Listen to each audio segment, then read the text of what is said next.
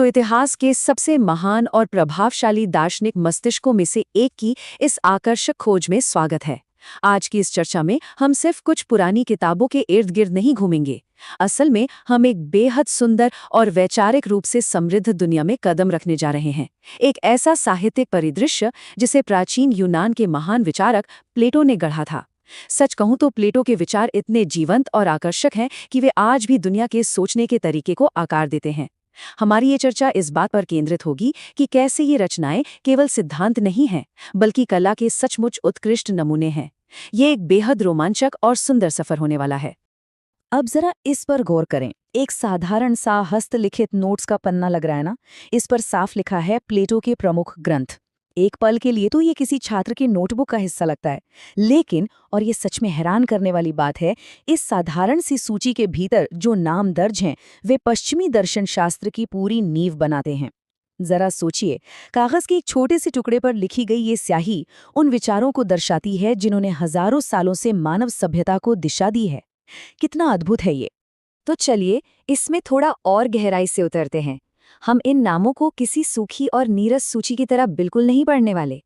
इसके बजाय इन ग्रंथों को साहित्यिक उत्कृष्ट कृतियों की एक बेहद सुंदर क्यूरेटेड गैलरी के रूप में देखा जा सकता है।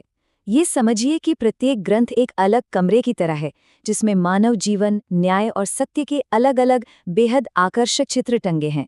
कोशिश यही रहेगी कि इस परिदृश्य की सुंदरता और उसकी वैचारिक गहराई दोनों का एक साथ आनंद लिया जाए।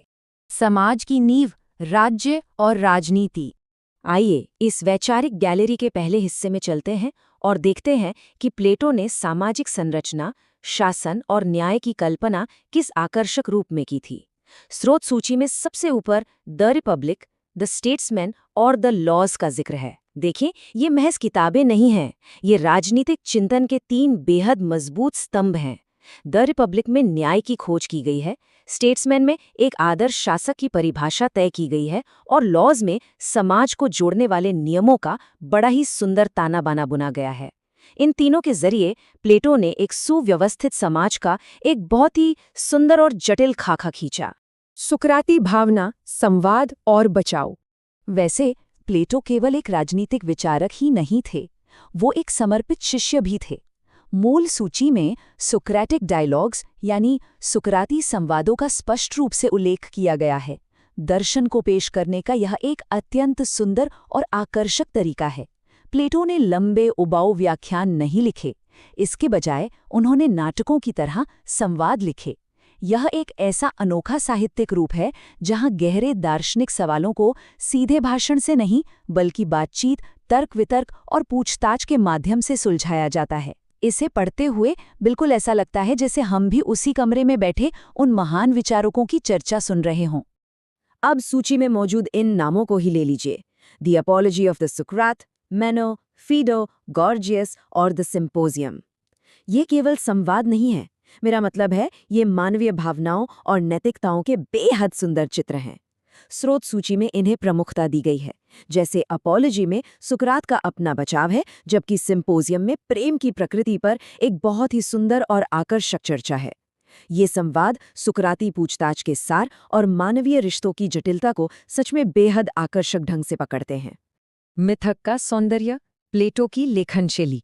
ये प्लेटो की विरासत का वो हिस्सा है जो सबसे अधिक दृश्यात्मक और सुंदर है। वो जगह जहां दर्शन और कविता आपस में घुल मिल जाते हैं। सबसे खास बात यह है कि प्लेटो ने सिर्फ तर्क नहीं किए, उन्होंने कहानियां भी सुनाई। स्रोत सामग्री की ये पंक्ति इसका सबसे बड़ा सबूत है कि प्लेटो की लेखन शैली की एक दूसरी विशेषता दृष्टांतों और पौराणिक कथनों का प्रयोग है। उन्होंने अत्यंत जटिल दार्शनिक विचारों को समझाने के लिए सुंदर, काव्यात्मक कल्पना और पौराणिक कथाओं का सहारा लिया। ये शैली न केवल बौद्धिक रूप से समृद्ध है, बल्कि पढ़ने और समझने में भी बेहद आकर्षक लगती है। इस शैली के सबसे बेहतरीन उदाहरण सूची में मौजूद the allegory of the cave यानी गुफा का दृष्टांत और टाइमियाज हैं। एलेगोरी ऑफ द केव में प्रकाश और अंधकार, अज्ञानता और ज्ञान की कहानी के माध्यम से वास्तविकता की प्रकृति को समझाया गया है।